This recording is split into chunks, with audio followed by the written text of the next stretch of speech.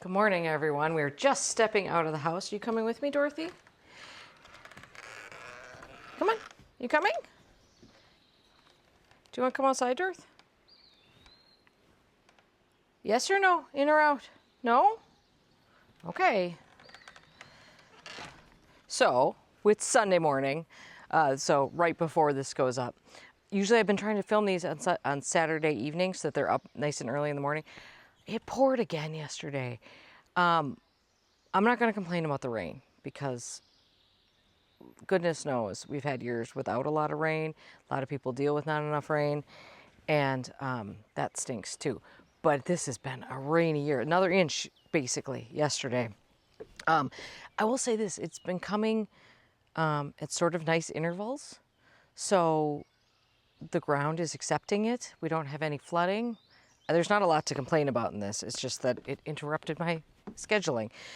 Lots to show you today. So we're going to take a little bit of time to kind of walk around and really show you things.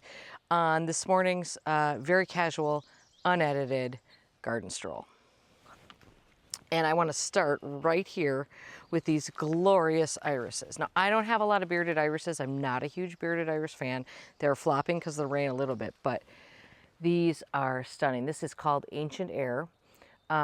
These were sent to me as a gift from Sullivan Owen, and she sent these to me from Shriners. They're beautiful. I've also got some Sanguisorba blooming right here. This is going to be Phlomis coming up right here.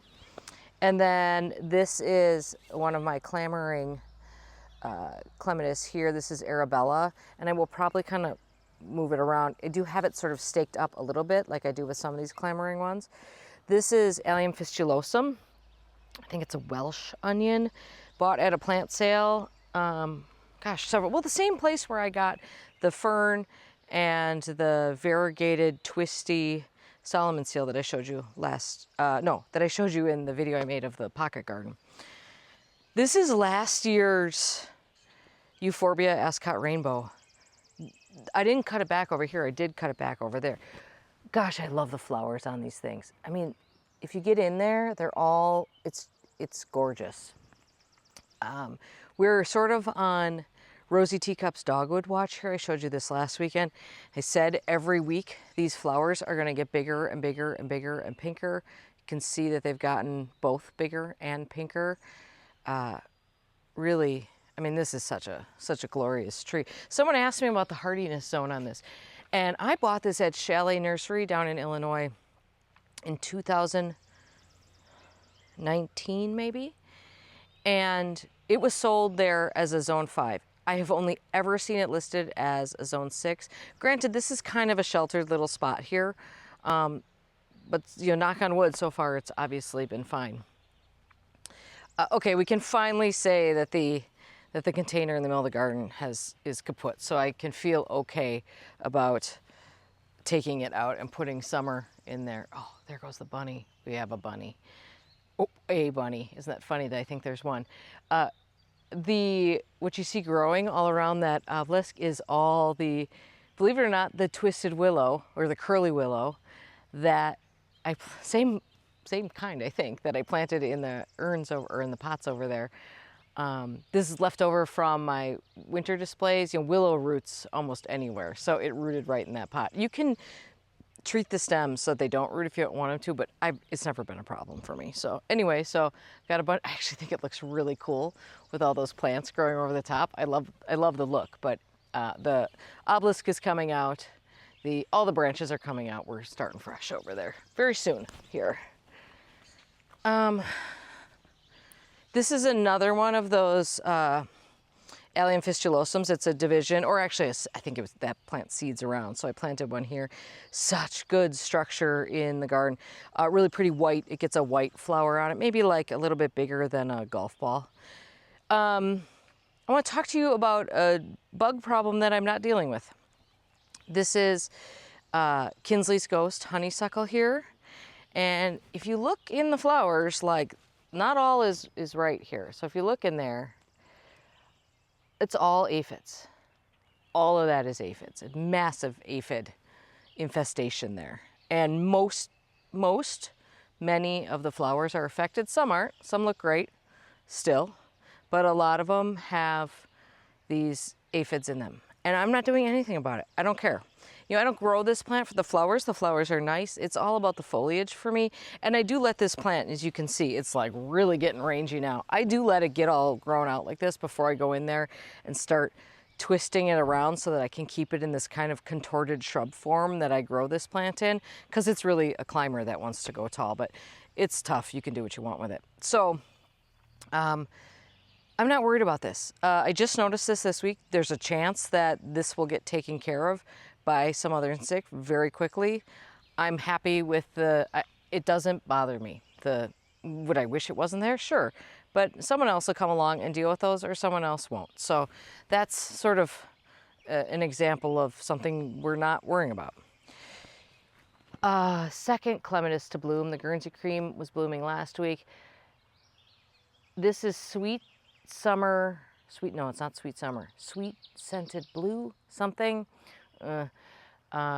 It's either the blue one or the lilac. I bought both. I think only one is still existing in my garden. But anyways, there's a whole bunch of clematis that are all intertwined. There's probably 4 clematis that share this same area. It's hard to tell which is which sometimes, but I do know that that's the next one to bloom.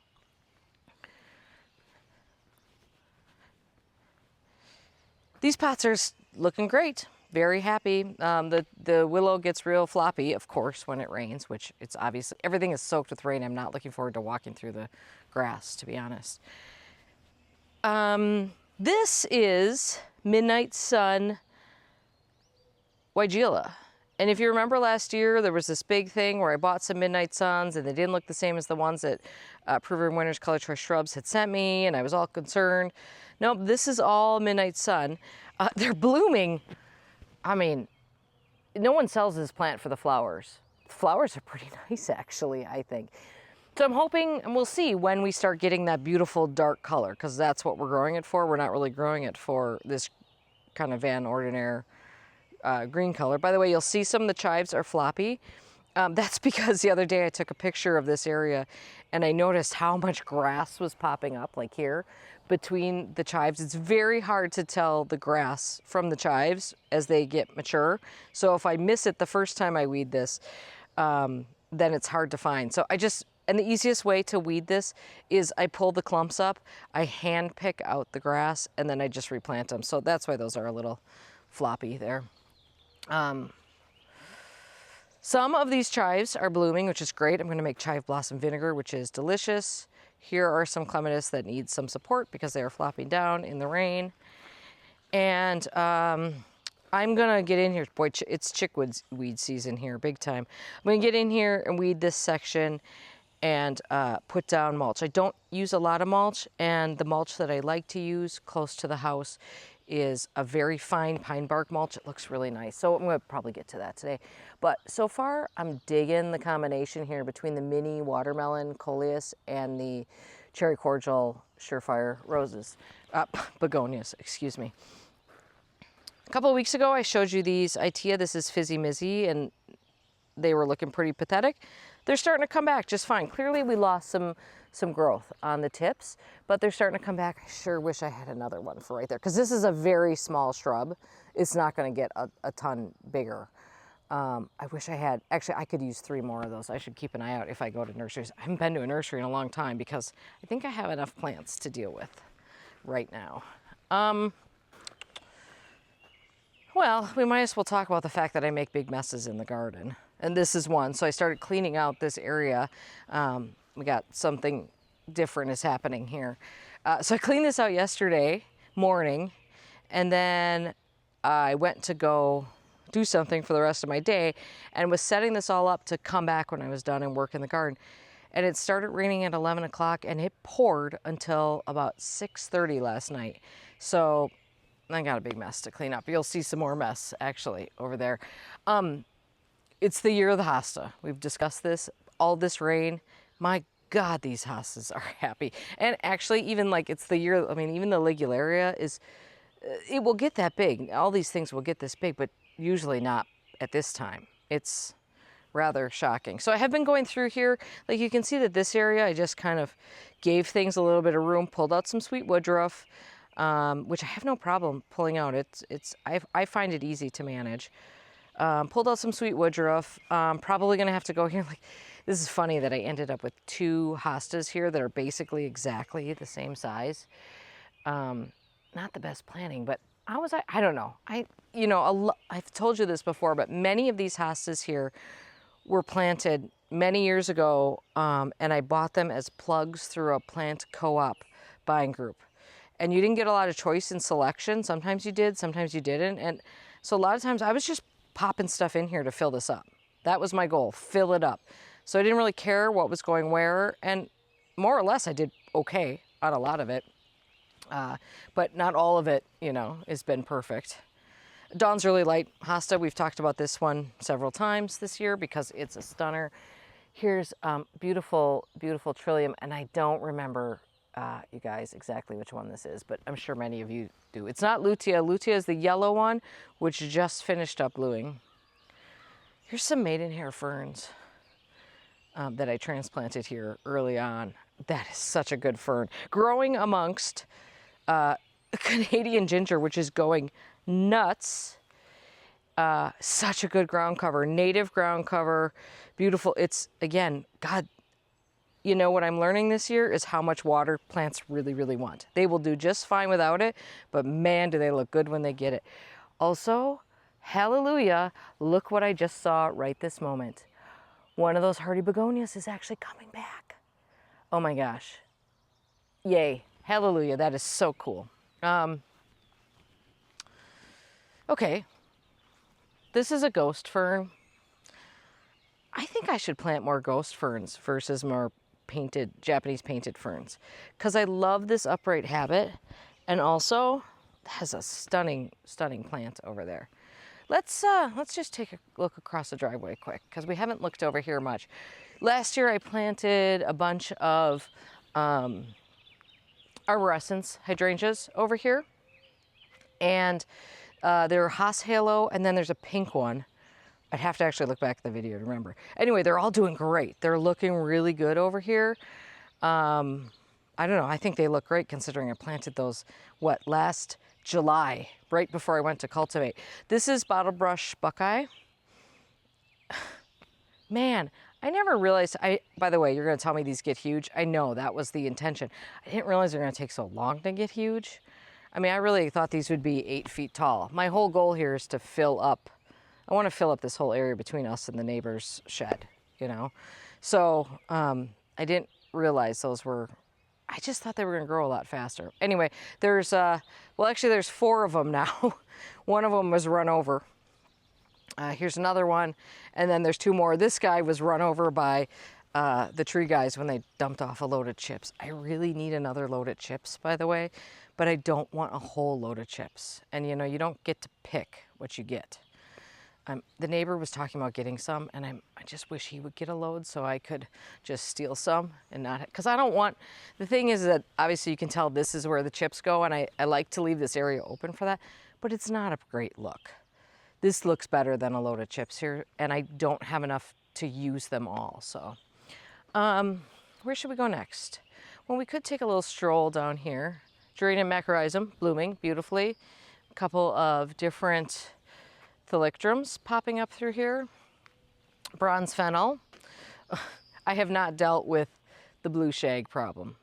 I did talk to the people at Isley Nursery to see if they had any recommendations. They had a few, but I can't find those plants. So it's not a good way it's not good for me to, especially for an evergreen that I don't want a small plant of.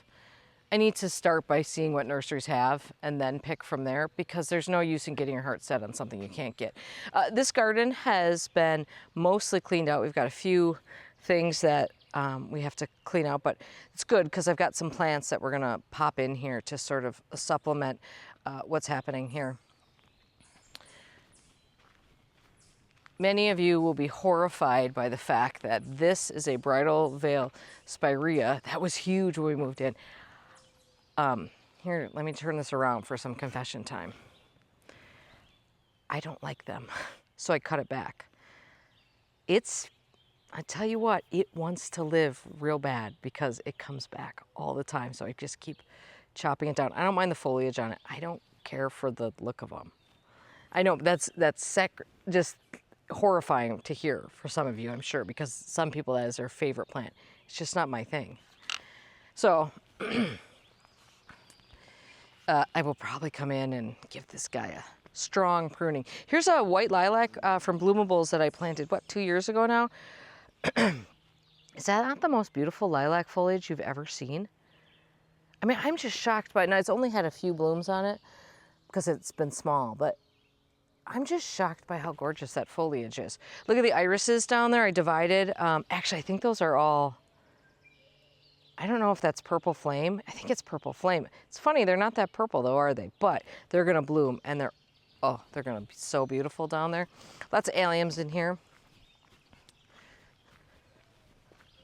This is globe thistle. It is not a thistle, it's globe thistle. Eryngium. It is time for me to get the netting off of the big apple dogwood over here. It's also time for me to cut back this foliage because it's daffodil foliage, which is driving me nuts. Because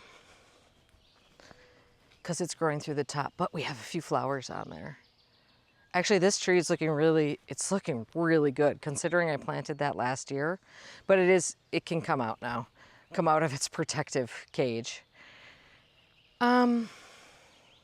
You know, I like when this garden kind of fills in. This is a nice tapestry. I struggle with height in this area, and I do have some additional actea to put through here. I do have some. Here's one. But I struggle a little bit with height. It's sometimes tall shade plants can be difficult to find. You know, a Sun King Aurelia would probably do very well here. They like a lot of water. This area is quite moist over here. I would say the feverfew is maybe too happy. I'm gonna weed out the feverfew a little bit. Oh God, look at that. I should just pull this shrub out because it looks that bad. That'll make me replace it for sure. Have I been telling you about removing this mullein for 3 months now? Yes, I have. Have I done it yet? No. I want to talk about Zizia over here. Now, I started with, I think, 2 of these, and they do reseed because they're an umbellifer. So anytime you have a plant with these, well, sort of umbrella-shaped flowers, those are often big-time reseeders like Yarrow, people who struggle with Achillea reseeding everywhere. It's often a variety. Some of the new ones are bred to not do that, by the way. But this is beautiful. It's gorgeous in bouquets.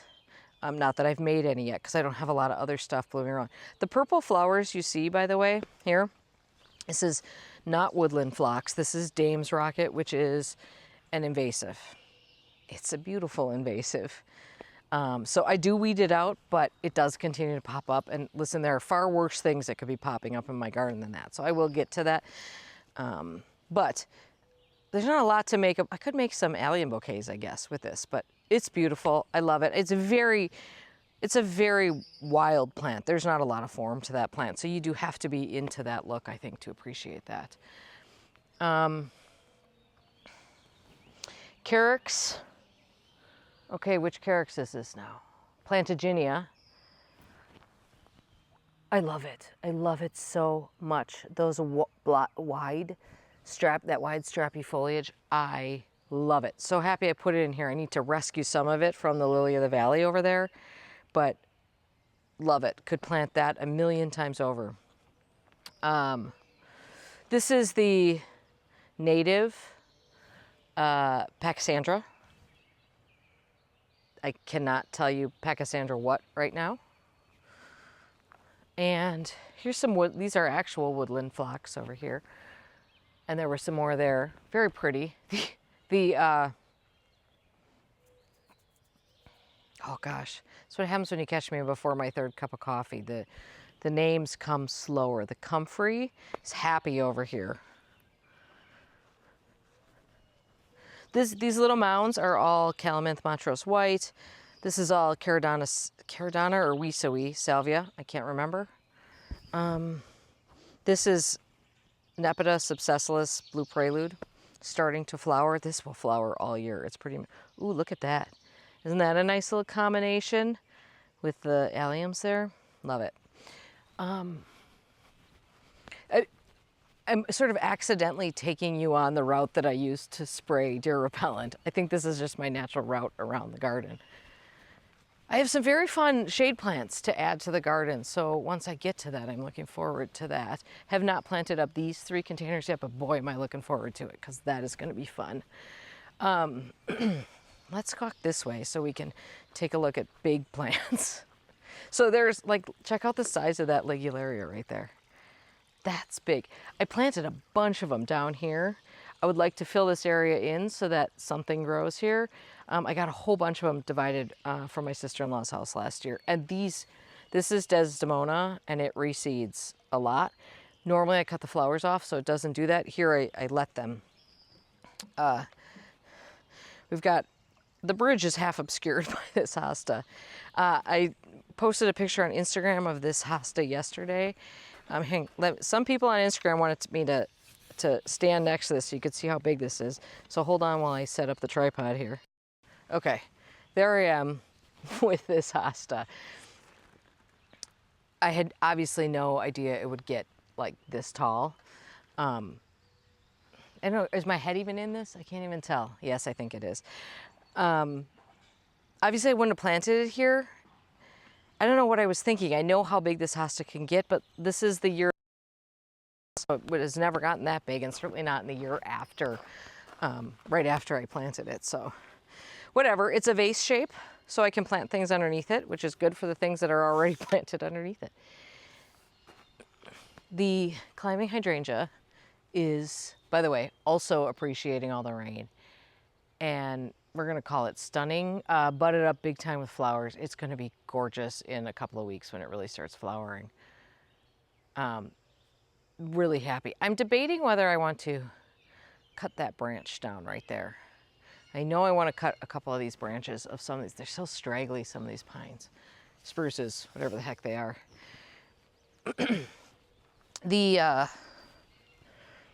Oh gosh, you guys, why can't I remember names when I'm talking?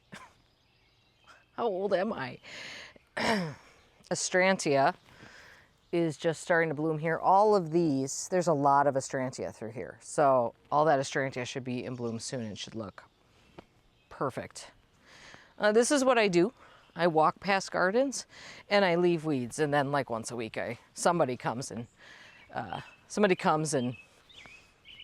cleans stuff up. Okay, there is a moment here that happens every year that is so darn good.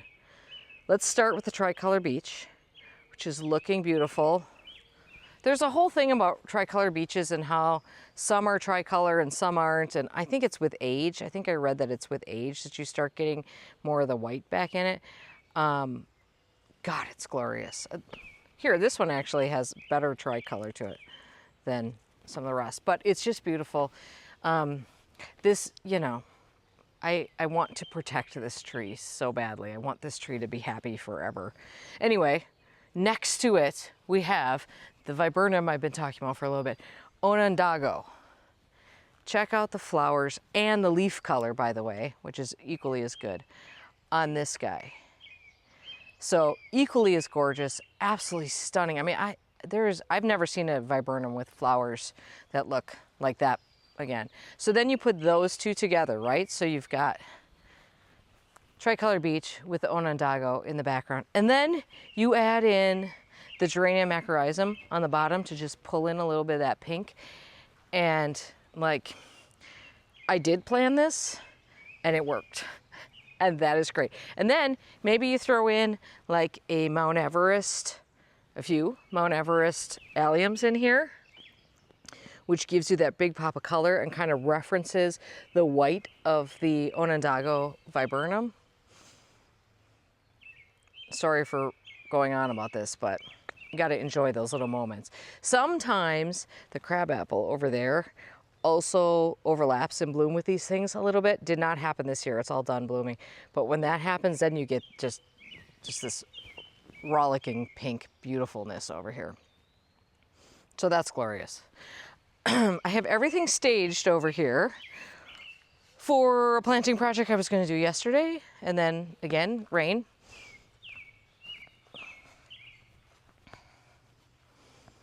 Clematis, compacta, purpuruscens compacta, something like that. Growing it, I don't know that I've ever seen it flower. It is frequently attacked by rabbits and deer, unfortunately. So I do have to, that's what this thing usually covers. It outgrew that. I have to really stay on top of, for whatever reason, this is very tasty to them. But I'm growing it totally for the foliage. And this should be just, it's not going to get that tall. It's just going to be a big purple ball, basically. I've not gotten down to this area to do any cleaning, but yeah, I had to limb this hosta up from the bottom because it's overlapping in the lawnmower. Well, you know, it would be a problem. Glow Girl Spirea, just looking primo, eating up all the plants around it, unfortunately, but it is like Viburnum heaven around here. And so the Viburnums I showed you last year are looking even better now. This is Mauricii. We talked about why this is such a funny shape. It was huge at one point. I'm certain this one got up to 10 feet before it started dying off in chunks, which I don't think is that uncommon with Mauricii, to be honest. But what's here, misshapen as it may be, is just glorious. I think I mentioned this last year. I've not opened up the greenhouses yet today. I think I mentioned it last year, but Viburnums are the new hydrangeas, you guys.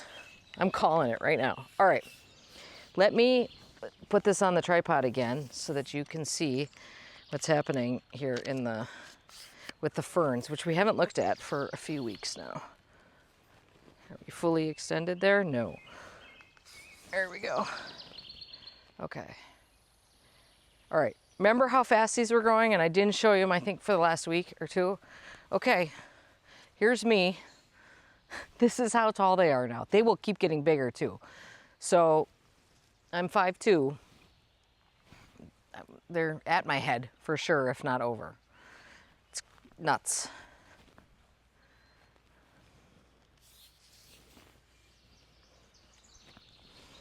This is the garden that I worked on in a video this week. If you didn't watch it, you should. It was very fun. Little pocket garden. I did it all in one fell swoop, real quick, real easy. Was great to have a project just done. Clematis, just going up the rail like gangbusters. Normally it doesn't go over the top of the railing like that. Normally it just goes up. I might actually actually what I will do is go in here and see if I can untwine it a little bit, because it's really supposed to be going up the bottom rail, not the top rail, because people might actually want to use that. We are so close to all of the ladies' mantle blooming. So next week's garden stroll, these should be looking amazing, and I can't wait. I think, by the way, that I've been calling this early bird Nepeta. It's not, it's cat's meow. But, you know, of course, I told you we had all this rain, so it's looking all, you know, like diamonds on there today. This is Wabi Sabi Viburnum, tiny little thing. It was a proven winter's plant that is no longer offered. I hardly ever saw it anywhere. So I don't know why, but it's finally doing some blooming here. Gin Fizz Tiarella. It's a good one. It's very pretty. Rarely do you get pretty flowers on those, in my opinion, but they are very pretty. We looked at these Viburnums last week, so I won't go into them too much. But here's another Viburnum looking great. This is one in front of this, by the way. One blue kazoo spirea. Just one. That is, I usually prune it back pretty aggressively after it flowers, actually. I don't know, 4 feet wide. It's a big one. Ligularia is pretty adaptable. It wants to be in moist conditions, but here it is growing in what is pretty dry. Oh, we have okay, there's a lot. This I gotta pull out of here. Look, there we go. That is probably, it would be one of last year's Dalmatian peaches, I think, foxgloves blooming. There's a lemony lace, looking beautiful, the one that was in the pot last year.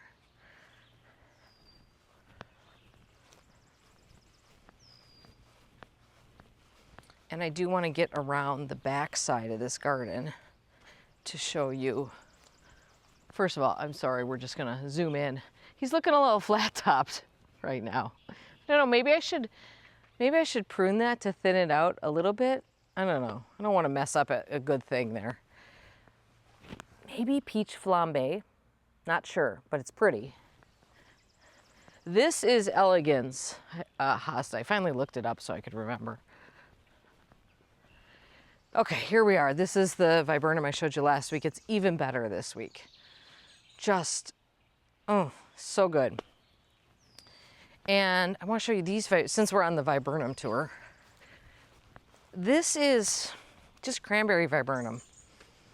And I mean, obviously the flowers are not as showy, but I planted these, there were 5 of them. I think we're down to 3 here, because 2 of them were planted too close to the roots of this maple over here. Planted these a long time ago, 15 years ago maybe. They're big. They create the nicest screen. I mean, this is the kind of screen that I'm hoping to get for the shed over there. You know, this is a cheap plant. There's nothing fancy about it, but it does a great job at screening when it's in leaf. And even in winter, it's not so bad because there's enough sort of structure left of the shrub. But I'm gonna say that is 12 feet tall, maybe more. So, you know, just a very basic plant. And, you know, you can put this viburnum in a fair amount of shade, which it's in. So it's just something to kind of consider if you're looking for a screening option and you can get away with a deciduous plant. This cranberry viburnum could be a good, and by the way, I have not had issues with viburnum leaf beetle on this one. Okay, we got the sun kind of, oh, it's foggy. Can't even see the lake today. It's really weedy over here, you guys. I'm really struggling with it. The compost we brought in was just clearly full of weeds, but pretend you don't see that and enjoy the Deutzia. Several of you recommended Deutzia and several of you said, oh my God, don't plant Deutzia. But it's really pretty here. I mean, these flowers are really, really gorgeous here. I'm very happy with how all the plants in this area are doing. I'm not happy with how the weeds are doing. And I'm not managing the weeds on that side. Not my problem. I can only manage so many weeds here, and those weeds I'm not dealing with. So, although at some point you're cutting off your nose on that one. But Cornus moss, looking great. I mean, that for a tree that's been in the ground, well, what, a year now? That is looking great. The columnar Norway spruces are doing fabulous. And then we've got some really nice flowering here on the pagoda dogwood. There's another one down there that's also doing well, although that one has had the main plant in here that's been attacked by deer is that pagoda dogwood down there, but it's okay. Flowering really pretty, so that will get bigger. What is kind of amazing are these, oh, I think we're kind of half in sun here, are these Kodiak red bush honeysuckles, which have really gotten rangy, which is fine, by the way, but are really just kind of filling this whole area up, which is fabulous as far as I'm concerned. Again, these are second year plants. I think that's pretty amazing. The hemlock is finally putting some new growth on. Thank God. I was starting to get really worried. I am going to start giving this, nothing else needs supplemental water right now, but I am going to start giving this guy supplemental water because I think when it rains, it's kind of tucked by a cedar here. And I think when it rains, it's not getting a ton of rain. And it's probably close enough to the roots of that it's some of that water sucking up. Look at the size of that thistle. Not my problem. Look at how much growth. We have a video coming up on boxwoods in general, but look at how much growth these better boxwood skylights have put on this year. I mean, it's like, I would say that's 6 inches of growth this spring. I mean, it's all obviously fresh and all floppy, but that one's supposed to get 6 to 8 feet tall. And this is a boxwood blight resistant variety. So I think it's going to get 6 to 8 feet tall kind of quick if it keeps growing like that.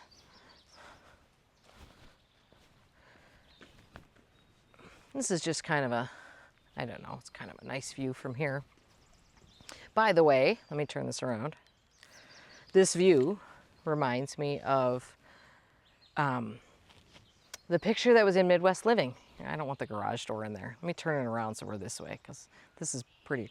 If anybody saw the latest issue of Midwest Living magazine, my garden was in there. They did such a nice job. It was Hector Sanchez took the photos. Teresa Woodard wrote the story.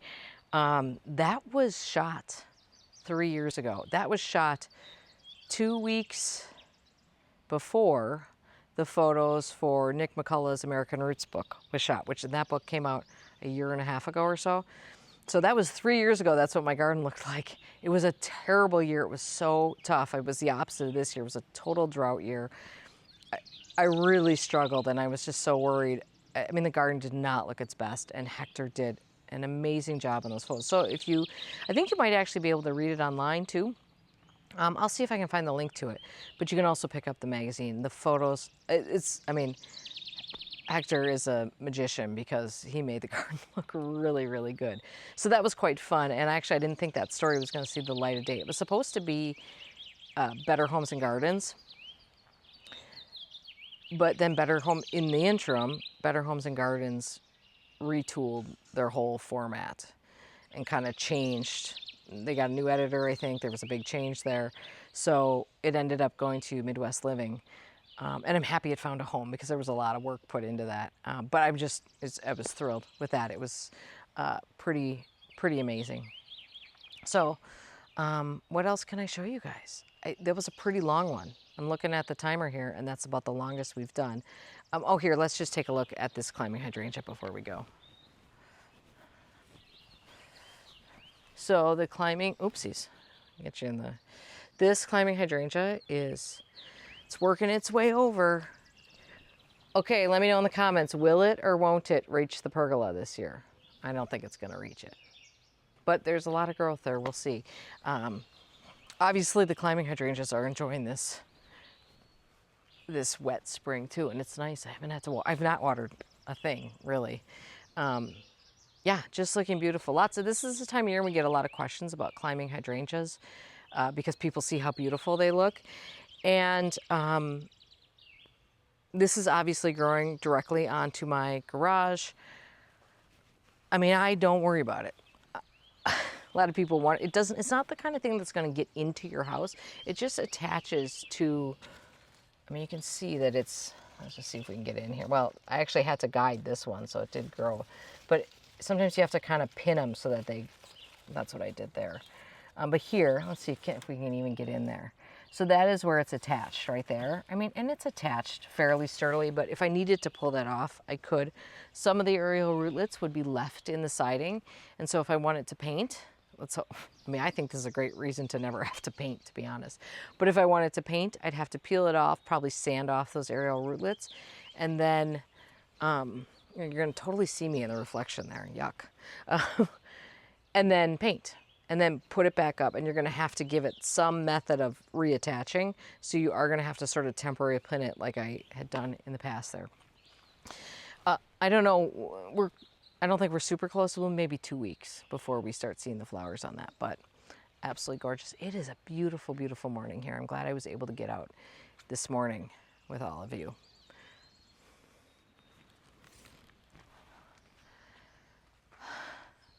Okay, thank you for watching the garden stroll. There might be 5 videos this week. I'm also on deadline at work, so we'll see if that can happen. There are certainly 5 videos like on the cusp of going up, so we'll see. I hope you're enjoying it. Some people have noticed, like, I'm really trying to get videos up for you. And I think what you're noticing is that the quality of editing is going down because I'm sort of focusing more on just, a lot of people have said, Erin, just put them up. They don't need to be fancy edited. Don't have fancy editing on them. Just get them up. So that's what I've been trying to do. Keep an eye out for those because I think we're going through one of those periods in YouTube where a lot of people aren't seeing that I'm posting stuff. And even if you're subscribed, which does help, unless you have like notifications turned on or unless you watch the videos, I think more than being subscribed, watching the videos and interacting with the videos tells the YouTube algorithm that you want to see more of that person's videos. Even more, because there are some channels I'm subscribed to, I'm like, where are they? And then I go to them, they've been posting and I haven't been getting any sort of notification about it. It doesn't matter. I just hope you guys are enjoying. Watch something better than that. If you'd rather be in your garden, my God, do that, because it's better than just sitting around watching, but maybe at night when you can't be in your garden. All right. This is where we get to the babble stage of the garden stroll, so time to cut it off here. This is going up right away as soon as I can get this up. You guys have a great day in your garden. Thank you for watching and enjoying this beautiful morning with me. See you soon.